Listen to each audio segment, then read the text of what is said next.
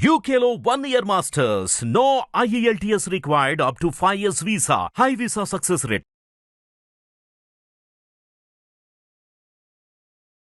ఓం శ్రీ మహాగణాధిపతయే నమః. ఓం నమః శివాయై చ నమః శివాయ. దేవీ నవరాత్రుల సందర్భంగా, శరన్నవరాత్రుల సందర్భంగా ఈ వీడియోలను వీక్షిస్తున్న ప్రేక్షకులందరికీ కూడా, భక్తులందరికీ కూడా, మనందరికీ జగన్మాత ఆదిపరాశక్తి అనుగ్రహము సంపూర్ణంగా లభించాలి అని అమ్మవారిని జగన్మాతను ప్రార్థిస్తున్నాను. దేవ్యా యయా తతమిదం జగదాత్మశక్త్యా నిశ్శేష దేవగణశక్తి సమూహమూర్త్యా తామంబికామఖిల దేవ మహర్షి పూజ్యాం భక్త్యా నతాస్మ విదధాతు శుభాని సానః. అమ్మవారి తత్వాన్ని గురించి చెప్పమన్నారు కదమ్మా. అమ్మవారి జగన్మాత అంటే ఎవరు, ఆమె తత్వం ఏమిటి అన్నదాన్ని ఇప్పుడు మనం తెలుసుకుందాము. విద్యా ప్రదాన సమయే శశికోటి శుభ్రాం ఐశ్వర్యదాన సమయే నవ విద్రుమాపాం విద్వేషి వర్గదళనేతు తమాల నీలాం దేవీం త్రిలోక జననీం శరణం ప్రపద్యే. మనం హైందవులమందరము, సనాతన ధర్మానుయాయులమందరము అత్యంత భక్తి శ్రద్ధలతో, నియమ నిష్టలతో, ఆనంద ఉత్సాహాలతో జరుపుకునే నవరాత్ర ఉపాసనలలో ప్రధానమైనది అంటే మనం అనేకమైన నవరాత్ర ఉపాసనలని చేసుకుంటున్నాము. వాటిల్లో శరన్నవరాత్రులు ఇది చాలా విశేషమైనవి. మనకు పెద్ద పండుగలలో ఒక పండుగ దసరా పండుగ. మనం జరుపుకునే ప్రతి పండుగలు కూడా మన మహర్షులు ఏర్పాటు చేసిన పండుగలు ఇవి కనుక వీటిలో ఎన్నో ఆధ్యాత్మికమైన, ధార్మికమైన, వైజ్ఞానిక పరమైన, ఆరోగ్యపరమైన, సాంఘిక పరమైన, మన సంస్కృతి సంప్రదాయాలు ఆచార వ్యవహారాలకు సంబంధించిన అనేకమైన రహస్యాలున్నాయి, శాస్త్రీయ విలువలు ఉన్నాయి. ఇలాంటి ఉపాసనలు మనలో ఉన్న చైతన్యాన్ని విశ్వ చైతన్యంతో అనుసంధానపరచి మనకి ఆధ్యాత్మికమైన శక్తిని, శారీరక మానసిక ఆరోగ్యాన్ని, ఐహిక ఆముష్మిక శుభాలని మాత్రమే కాకుండా నిశ్రేయస్సుని, ముక్తిని కూడా అనుగ్రహిస్తాయి. కాలమంతా దైవ స్వరూపమే. కాలమే కాళికాదేవి, కాలమే కాళేశ్వరుడు అంటే పరమశివుడు. అయినా కూడా ఉత్తరాయణము దక్షిణాయనము అని 2 భాగాలుగా కాలము చేయబడింది కదా. దక్షిణాయనం మొత్తం దైవ ఉపాసనలకు, ఆరాధనలకు, పూజలకు, నియమ నిష్టలతో ఆరాధించడానికి అత్యంత శక్తివంతమైనటువంటి కాలం. అందులో కూడా యమదంష్టలుగా చెప్పబడినటువంటి వసంతకాలము, శరత్కాలము, ఈ 2 కూడా అమ్మవారి జగన్మాత ఆరాధనకు అత్యంత ప్రాముఖ్యత కలిగినటువంటివి. ఎందుకంటే ఆరోగ్యం భాస్కరాదిచ్చేత్ అంటారు. ఆ భాస్కరుడిలో ఉన్న భర్గశక్తి జగన్మాత ఆదిపరాశక్తి. ఆరోగ్యం కలగాలి అని అంటే యమదంష్టల లాంటి ఈ సమయంలో కలిగే రోగాల నుంచి మనం విముక్తి పొందాలి అని అంటే నియమబద్ధమైనటువంటి జీవితం గడుపుతూ అమ్మవారి ఆరాధన చేయడం అనేది చాలా ముఖ్యం. శరత్కాలము, శరత్ అని అంటేనే మనకి వినగానే ఆనందం కలుగుతుంది. ఎందుకంటే శరత్కాలంలో చంద్రుడు తన షోడశ కళలతో, పరిపూర్ణమైన కళలతో చక్కగా ప్రకాశిస్తూ ఉంటాడు. పండు వెన్నెలతో శోభాయమానంగా, ఆహ్లాదకరంగా ఉంటాడు. కాలంలోనే అద్భుతమైన శక్తి ఉంది, కానీ కాలంలోని దివ్య శక్తిని, సూక్ష్మ శక్తిని గ్రహించిన మహర్షులు ఏ సమయంలో ఆ శక్తి కేంద్రీకృతమై ఉందో ఆ కాలంలో పండుగలని ఏర్పరిచారు. ఏ స్థలంలో ఆ విశ్వ చైతన్య శక్తి కేంద్రీకృతమై ఉంటుందో వాటిని దేవాలయాలుగా, దివ్య క్షేత్రాలుగా, 12 జ్యోతిర్లింగాలుగా, అష్టాదశ శక్తిపీఠాలుగా, 50 శక్తిపీఠాలుగా ఏర్పరచి ఆ ప్రాంతంలో కూడా అత్యంతము ఆ శక్తి కేంద్రీకృతమైన చోట గర్భగుడిని ఏర్పాటు చేసి మనకి ఆ శక్తి తరంగాలు వాటి వల్ల ప్రయోజనము లభించేలా ఏర్పాటు చేశారు. మనం సంవత్సరంలో 5 సార్లు నవరాత్రుల దీక్షగా ఆది పరాశక్తిని, జగన్మాతను ఉపాసిస్తాము. వసంత నవరాత్రులు చైత్రమాసంలో వచ్చేవి. తర్వాత ఆషాఢ నవరాత్రులు, వీటిని గుప్త నవరాత్రులు అని అంటాము. శరన్నవరాత్రులు చాలా ముఖ్యమైనవి. పౌష్య నవరాత్రులు పుష్యమాసంలో మనం చేసేవి. ఇంకా మాఘ నవరాత్రులు, మాఘమాసం, వీటినే శ్యామల నవరాత్రులు అని కూడా అంటారు.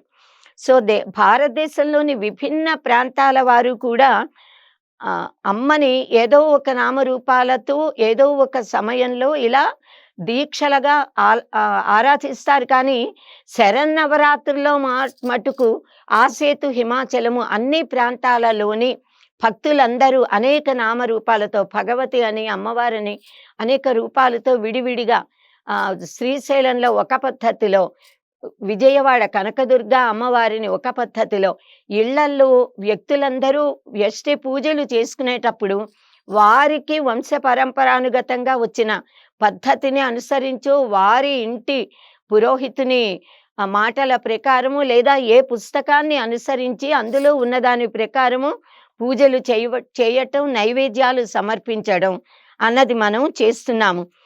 ఎలా చేసినా, ఏ నామరూపాలతో, ఏ పద్ధతిలో ఎలా ఆరాధించినా కూడా మనము ఆరాధిస్తున్నది విశ్వం మొత్తంలో ఉన్న దివ్య చైతన్య శక్తిని. ఆవిడే ఆది పరాశక్తి, జగన్మాత అనే భావనతో మనం ఆరాధించాలి. అజో నిత్య శాశ్వతోయం పురాణం అని చెప్తారు. అంటే అజహ అమ్మవారు, నిత్యము శాశ్వతురాలు, అఖిలాండ కోటి బ్రహ్మాండ నాయకి ఆదిపరాశక్తి జగన్మాత. ఉపనిషత్ ప్రతిపాదితమైన పరతత్వము అమ్మవారే. ఏకమేవ అద్వితీయం బ్రహ్మ అని చెప్పబడిన ఆ శక్తి ఆదిపరాశక్తి రూపంలో మనతో ఆరాధించబడుతోంది. ఆది మధ్యాంత రహితమైన తత్వమే ఉపాసన కోసం, ఉపాసకుల సాధకుల కోసం లీలగా సగుణ సాకార రూపాలలో స్త్రీమూర్తిగా అవతరించినప్పుడు మహాకాళి, మహాలక్ష్మి, మహాసరస్వతి మాతలుగా అనేక రూపాలుగా అవతరిస్తోంది. చిన్మయస్య అద్వితీయస్య నిష్కళస్య అశరీరిణః ఉపాసకానం కార్యార్థం బ్రహ్మణో రూపకల్పన అని చెప్పారు. జగన్మాత దేవతలకు మీకు ఎప్పుడెప్పుడు రాక్షసుల నుంచి బాధ కలిగినా అప్పుడల్లా నేను అవతరిస్తాను అని అభయం ఇచ్చింది. వారికి శుభం కలిగిస్తానని, దుష్ట రాక్షస సంహారం చేస్తానని చెప్పింది. ఇత్థం యదా యదా బాధ దానవేభ్యో భవిష్యతి తదా తదా అవతీర్య అహం కరిష్యామి హరిసంక్షయం అని మాత మనందరికీ కూడా అభయాన్నిచ్చింది. దుర్మార్గుడైనటువంటి మహిషాసురుడి వంటి రాక్షసులను దునుమాడి దుష్ట శిక్షణ, శిష్ట రక్షణ చేయటం కోసం ఆది పరాశక్తి కనక కవచాలంకృత కనక దుర్గాదేవిగా ఆశ్వేజ శుద్ధ పాడ్యమి రోజున అవతరించింది. భండాసుర, ధూమ్రాక్షర, రక్తబీజ, మహిషాసుర, చండముండ, శుంభ నిశుంభాది అనేక మంది రాక్షసులను సంహరించింది. భక్తుల కోరిక మేరకు విజయవాడలో కనకదుర్గ అమ్మవారిగా వెలిసింది. ఆ దేవిని మనం దేవీ నవరాత్రులుగా పిలువబడే శరన్నవరాత్రులలో విశేషంగా ఆరాధిస్తాము. అమ్మవారు దుష్ట రాక్షసులను సంహరించింది అని పురాణాలలో చెప్పారు, మనం గ్రహించాము. కానీ ఇక్కడ తాత్వికమైన అంశాన్ని కూడా మనం తెలుసుకోవాలి. రాక్షసులు అనేవారు ఎవరు అనంటే మానవాళిలో, మనందరిలో ఉన్నటువంటి దుర్గుణాలే, మనలో ఉన్న బలహీనతలు, మనలో ఉన్న నేను, నాది, అహం, మమ అనే భావనలే, మనలో ఉన్నటువంటి కామము, క్రోధము, లోభము, మోహము, మదము, మాత్సర్యము, ద్వేషము, రాగము, ప్రేమ, ఇటువంటివే. అంటే ప్రేమ చాలా దైవగుణం, ఉత్తమోత్తమైన శాశ్వత సత్యగుణమే. కానీ ఆ ప్రేమ విశ్వజనీనమైన ప్రేమ అవ్వాలి. కానీ మన వారి మీదే, వీరు నావారు, అయం నిజోవేతి అంటే వీళ్ళు మనవాళ్ళు, వీళ్ళు పరాయి వాళ్ళు అనే భావనతో అది సంకుచితమైతే అది అహం మమల కింద దారి తీసి అది దుర్గుణంగానే పరిణమిస్తుంది.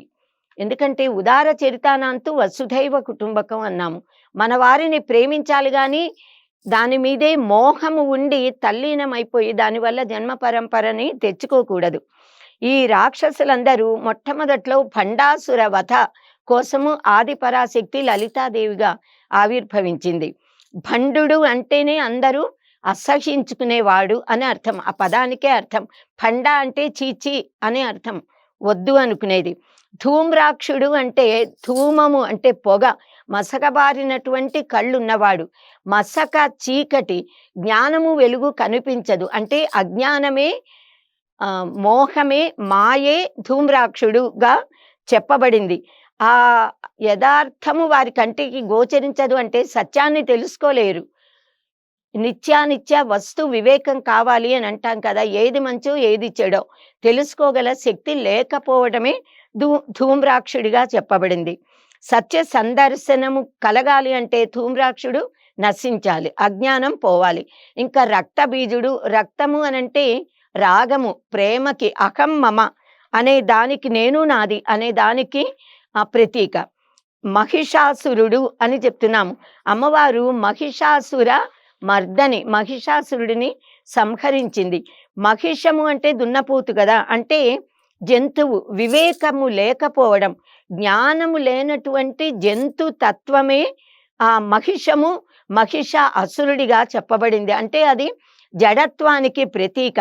మనము జడత్వాన్ని పోగొట్టుకుని చైతన్యాన్ని పొందాలి, చిచ్చక్తిని వృద్ధిపరచుకోవాలి. చండముండులు కామక్రోధాలకు, దాన్ని మదమాత్సర్యాలకు ప్రతీకలు కనుక. ఇంకా శుంభుడు నిశుంభుడు ముఖ్యమైన వారు ఆ రాక్షసులే. ఈ మిగతా వారందరూ వారి యొక్క సైన్యం. ఈ శుంభుడు నిశుంభుడు ఎవరు అనంటే అహం మమ, నేను నాది. వీరినే మధుకైటపులుగా కూడా మనకి దేవీ సప్తశతిలో చెప్పారు. జగన్మాత ప్రేరణ వల్ల శ్రీ మహావిష్ణువు వారిని సంహరించాడు. సో ఈ దుర్గుణాలు అన్నిటికీ, అహంకారం, గర్వం, దంభం, వీటన్నిటిని మనం ప్రయత్నపూర్వకంగా తొలగించుకుని సత్వగుణాన్ని వృద్ధి చేసుకోవాలి అనే ఆ సత్యాన్ని వెల్లడి చేయడానికే నవరాత్రులలో అమ్మవారు వారిని దునుమాడిందని, మనము ఈ దుర్గుణాలు పోగొట్టుకుని సద్గుణాలు అలవరుచుకోవాలని చెప్పడానికి ఈ పండుగ ప్రతీక. ఆ భావనతోనే మనం అమ్మవారిని 10 రోజులు కూడా అనేక రామరూపాలతో ఆరాధించాలి. ఆశ్వేజ శుద్ధ పాడ్యమి నుంచి అమ్మవారు అనేక రూపాలు ధరించి ఒక్కొక్క రోజు ఒక్కొక్క రాక్షసుడి సంహారం చేసింది. దుర్గముడు అనే రాక్షసుడిని సంహరించిన అష్టమిని దుర్గాష్టమి అని అంటాము. మహిషాసురుడిని సంహరించిన నవమిని మహర్నవమి, మహానవమి అని అంటాము. 9 రోజులు నియమపూర్వకంగా అమ్మవారిని ఆరాధించి దశమి, విజయదశమి, ఆ రోజు విజయాన్ని పొందుతాము. రామచంద్రుడు విజయాన్ని పొంది అయోధ్యకి తిరిగి వచ్చిన రోజని చెప్తారు. పాండవులందరూ కూడా విజయాన్ని పొందిన రోజు ఆ రోజే అని చెప్తారు. అర్జునుడు ఉత్తర గోగ్రహణ సమయంలో విజయాన్ని పొందిన రోజు విజయదశమిగా పాటించబడుతోంది అని చెప్తారు. ఇలా 9 రోజులు అమ్మవారిని ఎందుకు నియమాలతో ఆరాధించి 10వ రోజు పండుగగా చేస్తాము అనంటే, 9 అనేది పూర్ణ సంఖ్య. 9 రోజులు నియమబద్ధంగా అమ్మవారిని ఆరాధించడం అంటే పరిపూర్ణంగా ఆరాధించిన ఫలం లభిస్తుంది. కనుక 10వ రోజు వేడుకగా పిండి వంటలు చేసుకుని అమ్మవారికి నివేదించి ఆ ప్రసాదాన్ని బంధుమిత్రులు, ఆత్మీయులు తోటి వారితో అందరితో కలిసి భుజిస్తాము, ఆనందిస్తాము.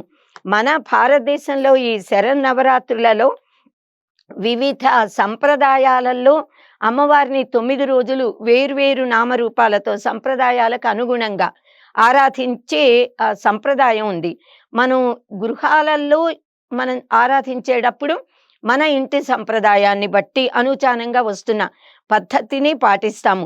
శ్రీశైలం లాంటి దివ్య క్షేత్రాలలో నవదుర్గా రూపాలుగా జగన్మాతను నవరాత్రులు కూడా శైలపుత్రి, బ్రహ్మచారిణి, స్కందమాత, చంద్రఘంట, కూష్మాండ, కాత్యాయని, కాళరాత్రి, మహాగౌరి, సిద్ధిదాత్రి అనే రూపాలతో అలంకరించి ఆ నామాలతో ఆరాధించి దశమి నాడు నిజ రూపమైనటువంటి శ్రీ భ్రమరాంబిక అమ్మవారిగా అలంకరించి పూజిస్తారు.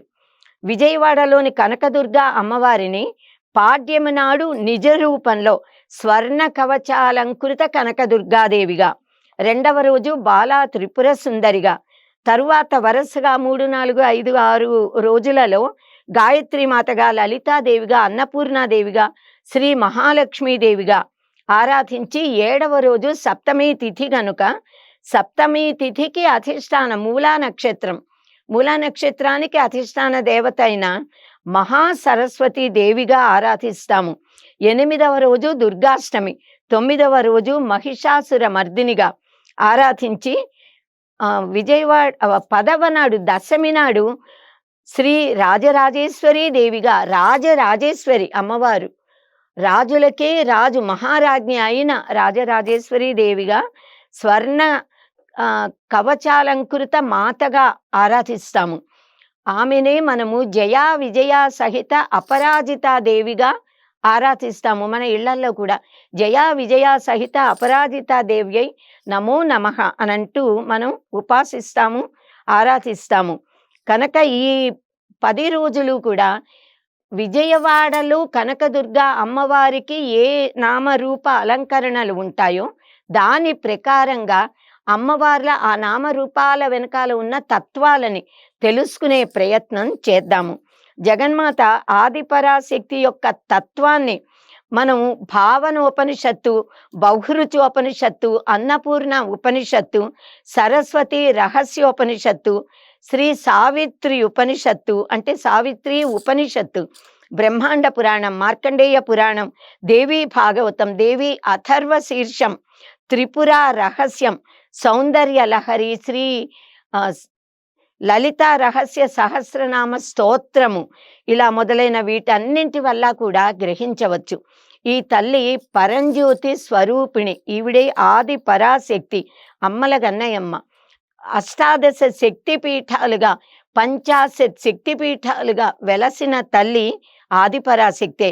విశ్వమంతటా నిండి ఉన్న ఈ తల్లే ఆసేతు హిమాచలము కూడా వివిధ ప్రదేశాలలో ప్రజలందరి చేత, భారతీయులందరి చేత కూడా పూజించబడుతోంది. నవదుర్గలుగా, అష్టమాతృకలుగా పూజింపబడుతున్నది. దశమహావిద్యలుగా పరమశివుడికే దర్శనమిచ్చి మనతో పూజింపబడుతున్న శక్తి తల్లి ఆదిపరాశక్తే. శాక్తేయుల చేత నవార్ణ దీక్షతో, పంచదశాక్షరి మహామంత్రముతో లేక షోడశి దీక్షతో ఆరాధించబడుతున్న, అంటే పంచదశాక్షరి మహామంత్రం అనేది శాక్తేయులకి అత్యంత పవిత్రమైనటువంటి మంత్రరాజము. పూర్ణ దీక్షా పరులైనటువంటి వారు శ్రీ విద్యా స్వరూపిణిగా అమ్మని కొలుస్తారు. వారికి ఇంకా పునర్జన్మ ఉండదు అన్నది శాస్త్ర వచనము. ఏషా భగవతీ దేవి సర్వేషాం కారణం హి నః, మహావిద్య మహామాయ పూర్ణ ప్రకృతిరవ్యయ.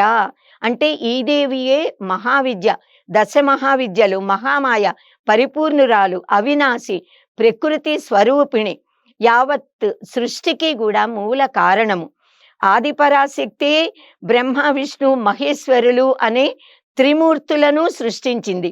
సరస్వతి లక్ష్మీ పార్వతి సతీదేవి అనే త్రిశక్తులను సృష్టించి త్రిమూర్తులకు సహకరించమని వారికి ఇచ్చి అప్పగించి సృష్టి స్థితి లయలు చేయమని అమ్మ ఆజ్ఞాపించింది. దానినే మహామాయా స్వరూపిణి అయిన ఈ జగదంబాదేవి యొక్క ఆదేశముగా త్రిమూర్తులు నిర్వహిస్తున్నారు. ఒకసారి దేవతలందరూ కూడా అమ్మవారి దగ్గరకు వచ్చి, అమ్మా నువ్వెవ్వరు అని ప్రశ్నించారట. దానికి అమ్మవారు నేనే పరబ్రహ్మ స్వరూపిణిని, నేనే పరబ్రహ్మమును అని సమాధానం చెప్పింది. అహం బ్రహ్మ స్వరూపిణి, మత్తః ప్రకృతి పురుషాత్మకం జగత్, శూన్యం చ అశూన్యం చ, నా నుంచే ఈ ప్రకృతి పరమాత్మ పురుషుడు అనేటటువంటి సృష్టి వచ్చింది అని అమ్మ చెప్పింది. కనుక అమ్మవారి పరరూపము తాత్వికమైనది, నిర్విశేషమైన జ్ఞాన స్వరూపము, సచ్చిదానంద స్వరూపము. అమ్మవారి యొక్క జ్యోతి స్వరూపమైన ఆ చిచ్చక్తి స్వరూపము విశ్వం విష్ణువు అన్నట్టుగా జగద్రూపముగా అనేక నామరూపాలు ధరించిన మాతృకలుగా, మూర్తులుగా, అమ్మవార్లుగా ఆరాధింపబడుతోంది. త్వం వైష్ణవి శక్తిరనంత వీర్య విశ్వస్య బీజం పరమాసి మాయా సమ్మోహితం దేవి సమస్తమేతత్ త్వం వై ప్రసన్న భువి ముక్తి హేతు అనంటూ ఆ దేవతలందరూ చేతులు జోడించి అప్పుడు అమ్మకి నమస్కరించారట. అమ్మ సమాధానం విని. అంటే జగన్మాత, అమ్మా నీవే అనంతమైనటువంటి శక్తి స్వరూపిణివి, ఈ విశ్వం మొత్తానికి కారణమైన బీజ స్వరూపిణివి. బీజములో నుంచే విశ్వమంతా, మొక్క వృక్షమంతా వచ్చినట్లుగా అమ్మవారే ఓంకార స్వరూపిణి. ఓంకారంలో నుంచే విశ్వమంతా, వాక్కులన్నీ, శబ్దాలన్నీ, వాంగ్మయమంతా వచ్చింది కనుక అమ్మవారే ఓంకార స్వరూపిణి, అమ్మవారే మూలము. నీవు నీ మహామాయతో విశ్వాన్ని సమ్మోహపరుస్తున్నావు అని, నీవు కనుక ప్రసన్నురాలివైనట్లయితే మమ్మల్ని అనుగ్రహిస్తావు, మేమందరము తరిస్తాము అనంటూ వారు దేవతలు ప్రార్థించారు. పరమాత్మను నామరూపాలతో ఆరాధించేటప్పుడు అనేకమైన ఉపాసనా పద్ధతులుంటాయి, కథలుంటాయి. యథార్థంగా పరమాత్మ రూపు ధరించి వచ్చి లీలలని ప్రదర్శిస్తుంది. సో శుంభుడు అమ్మవారితో, అంటే శుంభులని సంహరించే సమయంలో ధూమ్రాక్షుడు, రక్తబీజుడు, చండముండులు అందరూ మరణించారు. వారందరూ మరణం అయిపోయాక నిశుంభుడు వస్తే నిశుంభుని కూడా జగన్మాత సంహరించింది. ఇంకా ఆ శుంభుడు వస్తాడు, వచ్చి యుద్ధం చేస్తూ, అమ్మవారు దేవసేవ తన సేనా గణాలతో యుద్ధం చేస్తోంది.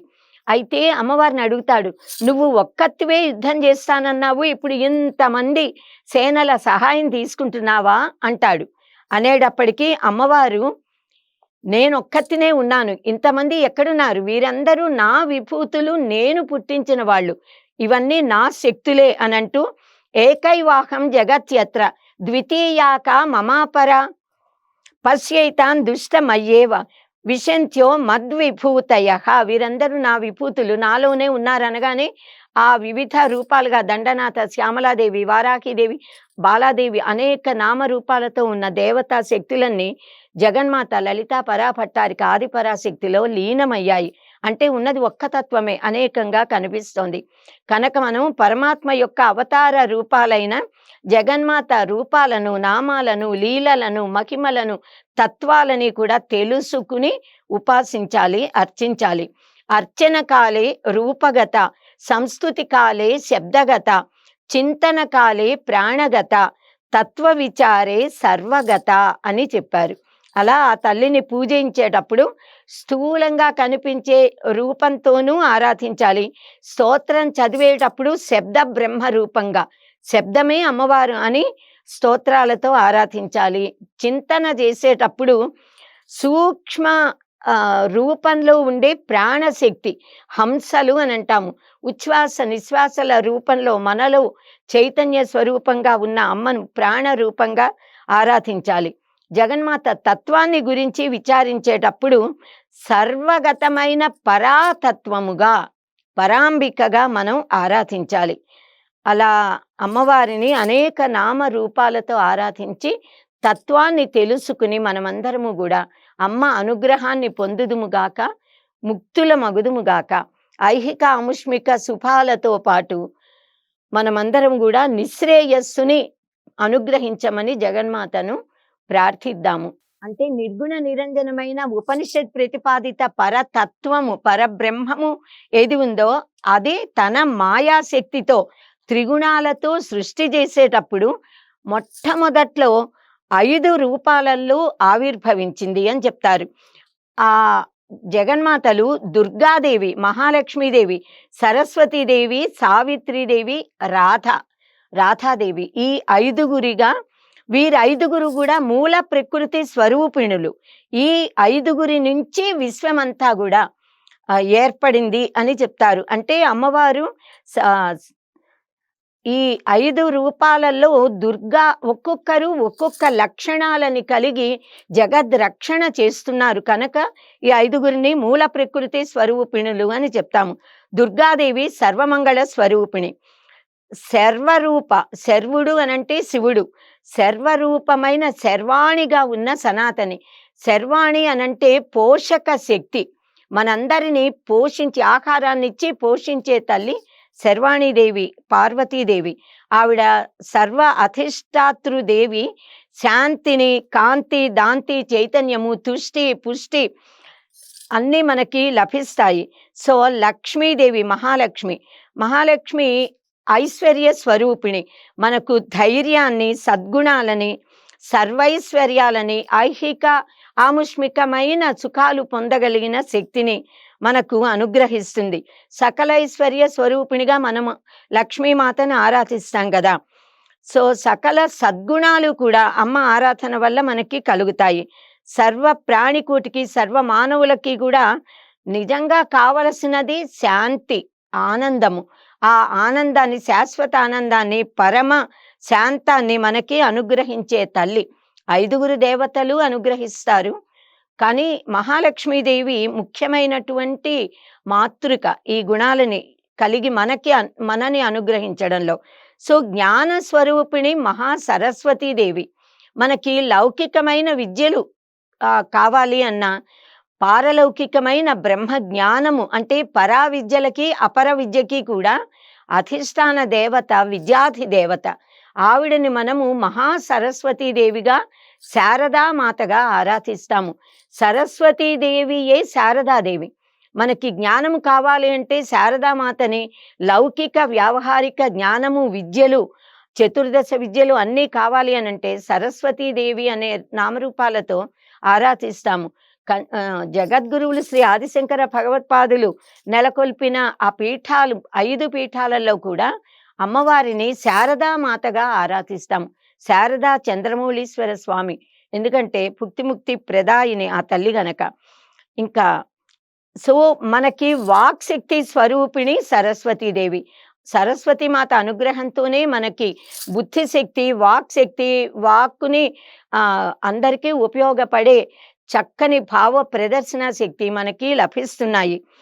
ఇంకా భర్గశక్తి, సవితృ శక్తి, సావిత్రి అని అంటాము. సావిత్రి అంటే సవితృ మండలంలో ఉన్న భర్గశక్తి. ఆవిడే సావిత్రి, ఆవిడే గాయత్రి మాత. ఏ చిచ్చక్తి యొక్క ప్రత్యక్ష స్వరూపము మనకి ప్రత్యక్ష దైవమైనటువంటి శ్రీ సూర్యనారాయణ స్వామిలో ద్యోతకమవుతోందో ఆ శక్తి మనకి భర్గశక్తి. ఆ సూర్యుల్లో ఉన్న భర్గశక్తి మనందరిలో కూడా బుద్ధి ప్రేరణని కలిగించి సన్మార్గంలో మన బుద్ధులను నడిపిస్తోంది. ఆవిడ వల్లే జీవకోటి అంటే సూర్య భగవానుడి లో ఉన్న భర్గశక్తి వల్ల సూర్య భగవానుడు సృష్టిలో ప్రాణాన్ని ఆవిర్భవింపజేసి ప్రాణులని వృద్ధిపరుస్తున్నాడు. మనలోని ప్రాణశక్తికి ప్రేరకుడు, రక్షకుడు, జనకుడు కూడా ఆయననే మనము జగన్మాత అంటే సూర్యనారాయణ స్వామిలో ఆ బింబంలో ఉన్న భర్గశక్తిని మనం ఆరాధిస్తున్నాము. ఆ భర్గశక్తి సూర్యుడు, అవినాభావము వారికి. అందుకే అసావాదిత్యో బ్రహ్మ అని చెప్తోంది ఉపనిషత్తు.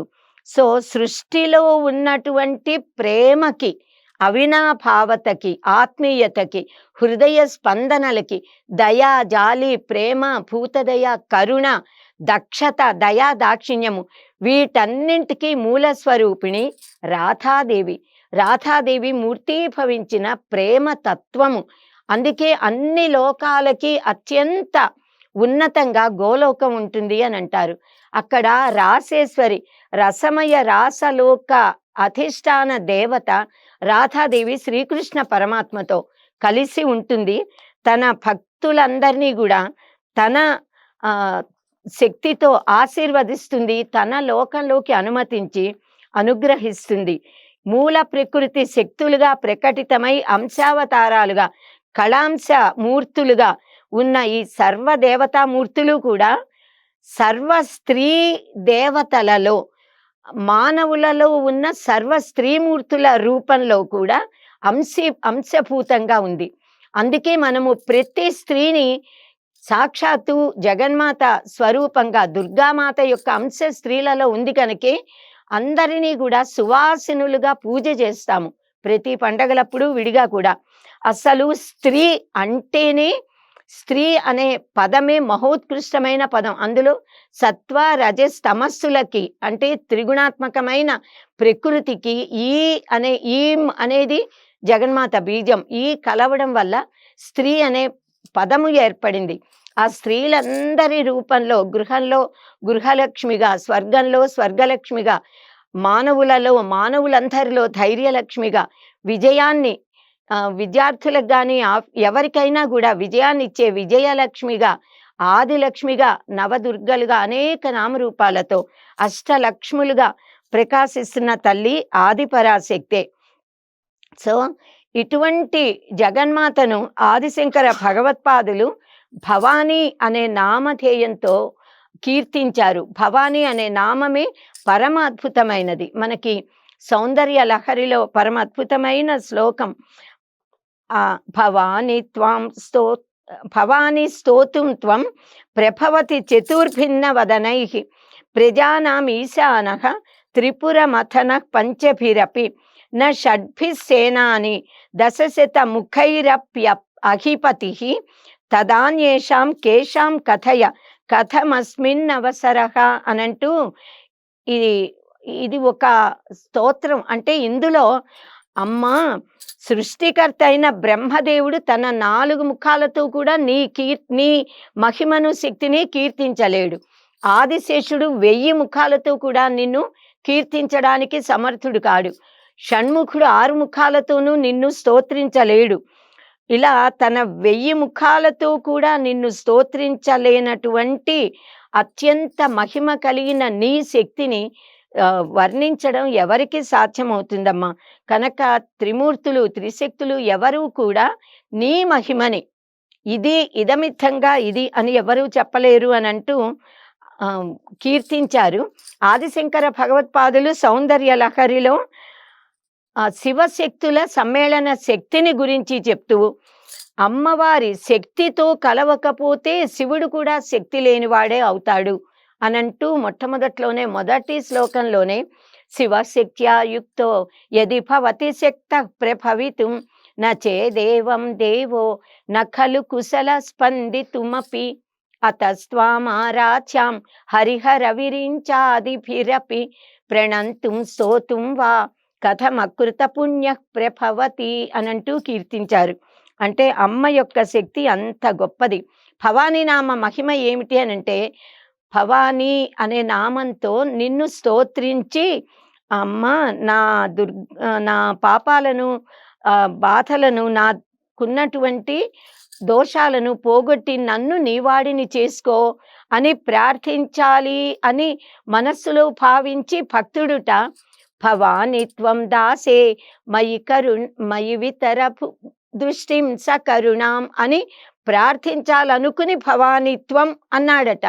భవానిత్వం అన్న మరుక్షణాన అమ్మవారు ఆ భక్తుణ్ణి తన దగ్గరికి ఒడిలోకి తీసుకుని నిజ సాయుధ్య పదవిని ముక్తిని అనుగ్రహించిందిట. ఎందుకు అనంటే భవానీ త్వం, భవానీ అంటే భవానీ భవావ భవామ అన్నది ఇంపరేటివ్ మూడ్ అని అంటాము, ఆజ్ఞార్థము సంస్కృత వ్యాకరణంలో. ప్రార్థించడం, అమ్మా నేను నీ వాడిని, నేను నీ దానిని అని చెప్పడం. భవానీ త్వం, త్వం భవానీ, అమ్మ నేనే నువ్వు, నేను నీ దాన్ని అయ్యాను అనగానే అవునమ్మ నువ్వు నా దానివి, నా వాడివి, నాతో ఉండు అని తీసేసుకుందిట. కోరిన దానికంటే ఎక్కువ ఫలాలను అనుగ్రహించే కరుణా స్వరూపిణి జగన్మాత. కనుక ఏ కార్యం చేసేటప్పుడైనా మనం అమ్మవారి నామాన్ని స్మరించి అమ్మ మనకి ఇచ్చిన శక్తితో మనం చేస్తున్నాము అని భావించి చేసినప్పుడే అది చాలా శక్తిమంతం అవుతుంది, ఫలప్రదం అవుతుంది. అటువంటి జగన్మాత అనుగ్రహాన్ని మనం ఈ 10 రోజులు కూడా ఆరాధించి అమ్మ అనుగ్రహాన్ని పొందుదాము. దేవి ప్రపన్నార్తి హరే ప్రసీద, ప్రసీద మాతర్జగతోఖిలస్య, ప్రసీద విశ్వేశ్వరి పాహి విశ్వం, తమీశ్వరీ దేవి చరాచరస్య. స్వస్తి.